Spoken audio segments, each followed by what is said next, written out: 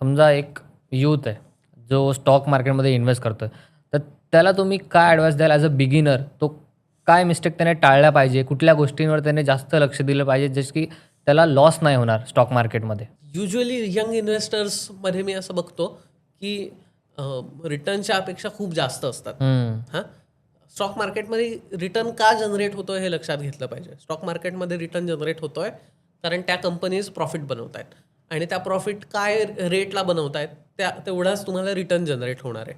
हां, सो मी जर 10% प्रॉफिट माझा होत असेल वर्षाला, तर मी खूप जास्त रिटर्न नाही, 10च्या आसपासच मला स्टॉक मार्केटमध्ये पण रिटर्न होणार आहे. असं थोडं स्पेक्युलेशनचा पार्ट आहे, हं. बट मोठामोठी तेवढंच आहे. सो एकतर तुमच्या रिटर्नच्या अपेक्षा ओके असल्या पाहिजेत. दुसरं की तुमचा चांगला अभ्यास असला पाहिजे. हं. असं नाही की तुम्ही काय चार्ट काढायला शिकताय यूट्यूब व्हिडिओजवरनं. ॲक्च्युअली चांगली पुस्तकं, इकॉनॉमिक्सची पुस्तकं, स्टॉक मार्केट रिलेटेड पण खूप चांगली पुस्तकं आहेत. ती सगळी तुम्ही वाचली पाहिजेत. त्याच्यातनं तुम्हाला चांगलं नॉलेज आहे.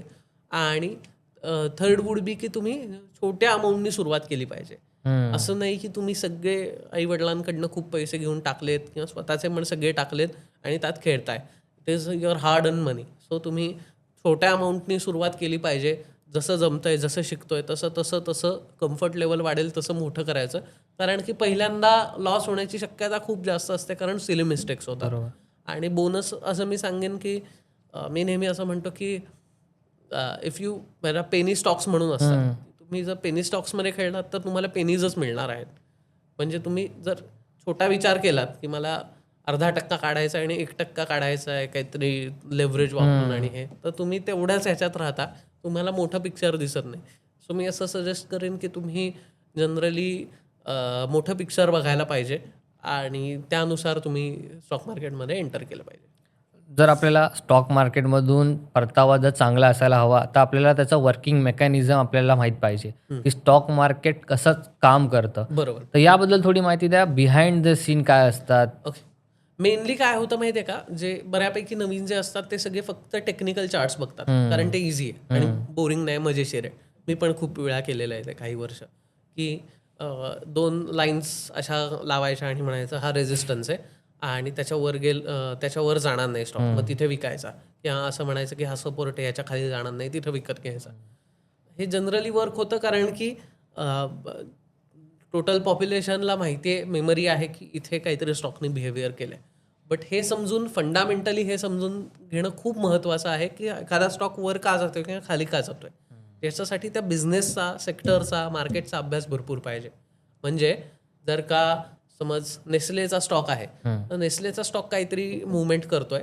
ते FMCG कंपनी आहे आणि त्या साईडला त्यांचं काम आहे. तर मला माहिती पाहिजे की त्यांची कोणती प्रॉडक्ट्स आत्ता चालतायत. त्यांचं जनरली आत्ता पोझिशन काय आहे फायनान्शियली, म्हणजे त्यांच्याकडे किती कॅश आहे, ते काही नवीन प्लांटमध्ये इन्व्हेस्ट करतायत का, नवीन प्रॉडक्ट काढतायत का, त्यांचे जे पियर्स आहेत म्हणजे बाकी कंपनीज त्याबरोबर कम्पीट करणारे आहेत, त्यांची हं. काय परिस्थिती आहे, ते कसे परफॉर्म करत आहेत, गव्हर्नमेंटचे रूल्स या कंपनीजसाठी आत्ता कसे आहेत, त्यांना टॅक्समध्ये काही इझिंग मिळत आहे का, की काय मिळत आहे असं.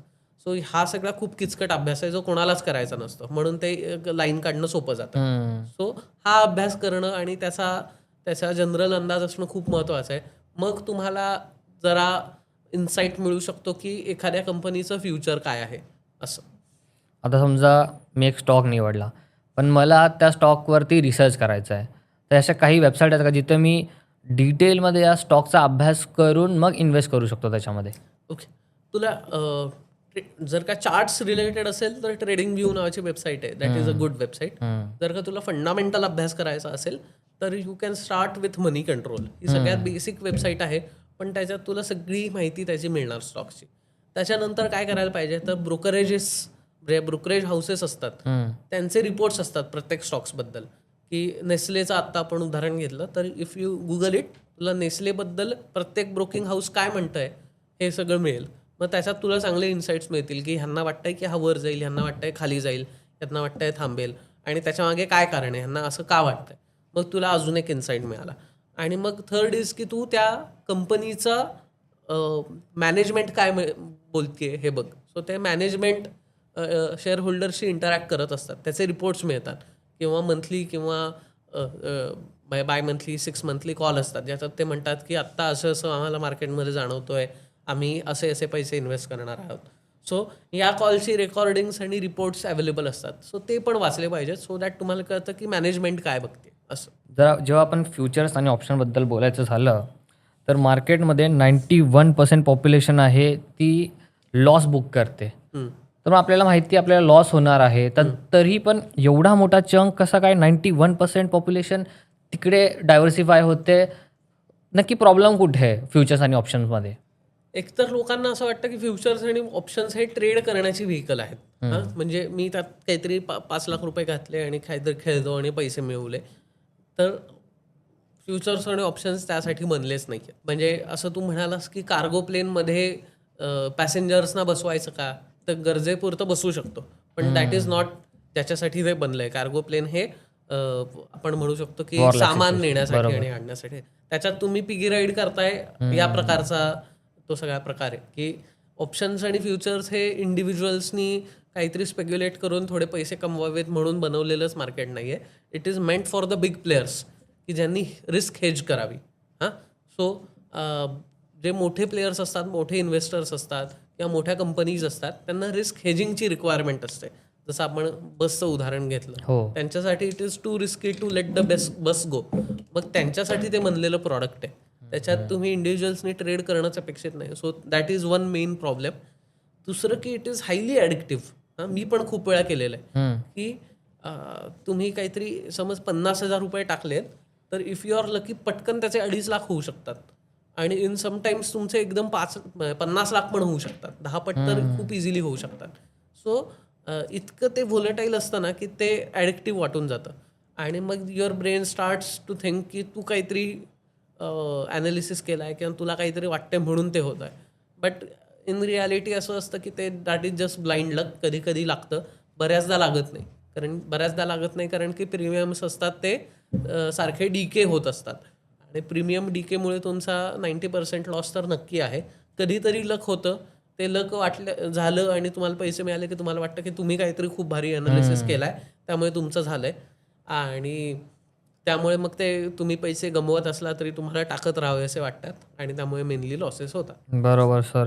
आणि आता शेवटचा प्रश्न, जसं जाता जाता आपल्या यंग यूथला ज्याने आता जस्ट इन्व्हेस्टमेंट जर्नी सुरू केली आहे, त्यासाठी कुठला एक सुवर्ण मंत्र द्याल जो त्याला प्रत्येक इन्व्हेस्टमेंट जर्नीमध्ये त्याची हेल्प करेल? फक्तच म्युच्युअल फंडमध्ये नाही तर फक्त स्टॉक मार्केटमध्ये नाही, investment as a generally invest करताना त्याला काय विचार केला पाहिजे, कुठल्या गोष्टींची त्याला खबरदारी घेतली पाहिजे ज्याने त्याला लॉस नाही बुक होणार? ओके, मी असं म्हणेन की स्वतःला ओळखणं खूप महत्त्वाचं आहे. प्रत्येक इंडिव्हिज्युअलकडे सगळ्यात एकच महत्त्वाचं असेट आहे, ते आहे टाईम. बाकी सगळं तर देखावा आहे. असं मी म्हणेन की तुमच्याकडे फक्त लिमिटेड असेट आहे जो कमी होतोय, तो टाईम आहे आणि तुम्हाला तेवढ्या टाईममध्ये सगळं काय करायचं आहे म्हणून तुम्ही पैसे कमवताय, म्हणून तुम्ही इन्व्हेस्ट करताय. सो तुम्हाला त्या लिमिटेड टाईममध्ये काय करायचं आहे, how you want to lead your life, हे विचार करणं खूप महत्त्वाचं आहे आणि त्याला अलाइन जर तुम्ही इन्व्हेस्टमेंट्स केल्यात तर तुमचं मला वाटतं की लाईफ खूप चांगलं जाईल. की तुम्हाला काय पाहिजे याला अलाइन तुम्ही जर चांगल्या इन्व्हेस्टमेंट्स केल्यात आणि पेशन्स ठेवलात, लाँग टर्मचा विचार केलात, तर I think you are good to go. Thank you sir, Yes, आपल्या thank you. पॉडकास्टमधलं आल्याबद्दल आणि आपल्या ऑडियन्सला एवढी चांगली माहिती दिल्याबद्दल थँक्यू सो मच.